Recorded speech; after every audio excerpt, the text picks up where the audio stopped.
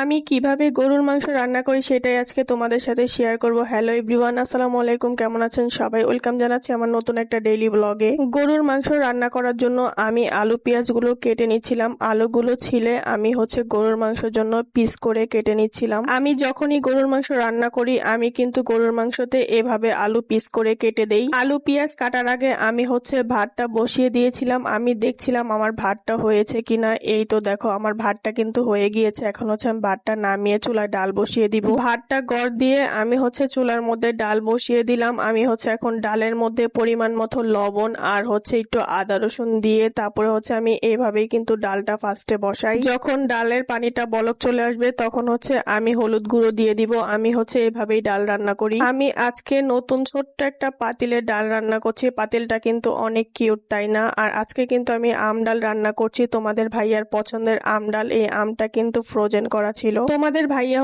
আম ডাল খেতে অনেক পছন্দ করে, তার জন্য আমি বেশি করে আম কিনে ফ্রোজেন করে রেখে দিয়েছি। যখন মনে চায় তখনই আম ডাল রান্না করে দেই। আম ডাল রান্না করা কমপ্লিট। এখন গরুর মাংসটা চুলায় বসিয়ে দিচ্ছি। এই তো এখানে আমি কাঁচা জিরা, এলাচ, দারচিনি, তেজপাতা, তারপরে লং, এগুলো একসাথে দিয়ে দিয়েছি। এখন আমি সব রকমের মশলা একসাথে একটা বাটিতে নিয়ে তারপরে আমি গরুর মাংসতে দিয়ে দিচ্ছিলাম। হলুদ গুঁড়ো, মরিচ গুঁড়ো, ধনিয়া গুঁড়ো, পরিমাণ মতো লবণ, টেস্টিং সল্ট, তারপরে সামান্য একটু চিনি, গুঁড়ো দুধ, তারপরে কিনা গরুর মাংসর মশলাগুলো দিয়ে দেওয়ার পর তারপরে তো বেশি করে পেঁয়াজ দিয়ে দেওয়া হয়েছে। তারপরে হাফ টেবিল চামচ জিরা বাটা, তারপরে 2 টেবিল চামচ আদা রসুন বাটা, তারপরে তো এখন আমি 2 টেবিল চামচ টক দই দিয়ে দিচ্ছিলাম। আমি মাঝে মধ্যে টক দইটা অ্যাড করি গরুর মাংসতে। আর এই তো টক দই দিয়ে দেওয়ার পর এখন তেল দিয়ে দিলাম। তেল দিয়ে দেওয়ার পর তারপরে তো এখন আমি চিলি সস দিয়ে দিচ্ছিলাম। আমি কিন্তু গরুর মাংসতে টমেটো সস দিই। আজকে টমেটো সসটা দিতে পারিনি কারণ আমার টমেটো সসটা শেষ হয়ে গিয়েছে, তার জন্য আমি চিলি সসটা অ্যাড করলাম গরুর মাংসতে। গরুর মাংসতে কিন্তু আমি 2টা শুকনা মরিচও দিয়েছিলাম। তারপরে এই তো সবকিছু দিয়ে দেওয়ার পর এখন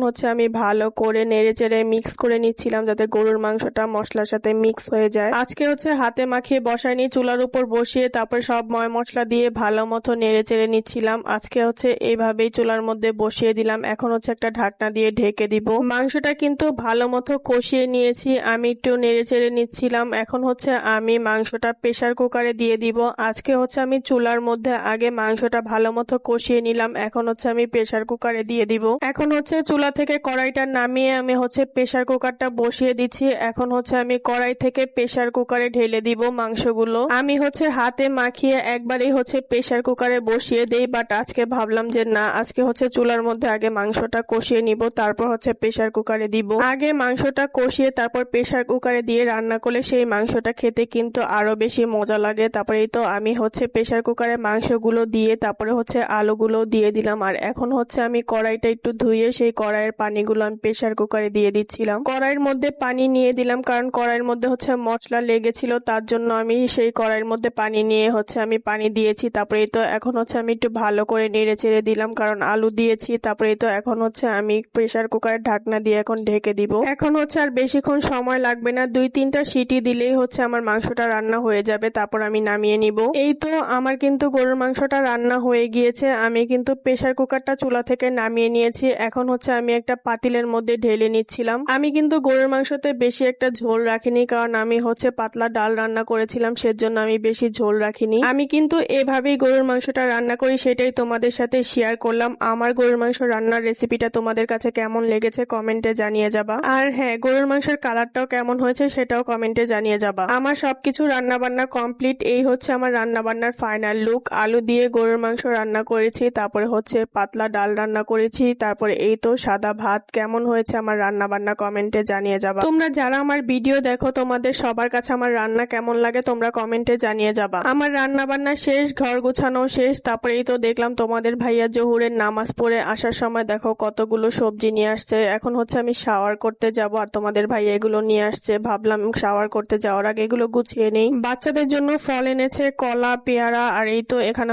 সবজি এনেছে। কলা আর পেয়ারা বের করে নিলাম। আর এই তো এখন আমি সবজিগুলো বের করে নিচ্ছিলাম। এই তো এখানে শসা আর টমেটো, এগুলো বের করে নিলাম। আমি আর আমার মেয়ে তেমন একটা সবজি খেতে পছন্দ করি না, বাট তোমাদের ভাইয়া কিন্তু সবজি খেতে অনেক পছন্দ করে, তার জন্যই যখনই সবজি আনে তখনই অনেকগুলো করে সবজি নিয়ে আসে। এই তো এখন ধনিয়া পাতাগুলো বের করে নিলাম। ধনিয়া পাতাগুলো কিন্তু ভিজা ভিজা ছিল, তারপরে এই তো এখন হচ্ছে পটল আর কাঁকরোল গুলো বের করে নিলাম। পটল আর কাঁকরোল ভাজা খেতে কিন্তু অনেক মজা লাগে। এখন হচ্ছে ঢেঁড়স গুলো বের করে নিলাম। ঢেঁড়স গুলো বের করার পর তারপরে এই তো এখন হচ্ছে আমি কাঁচা মরিচ গুলো বের করে নিব।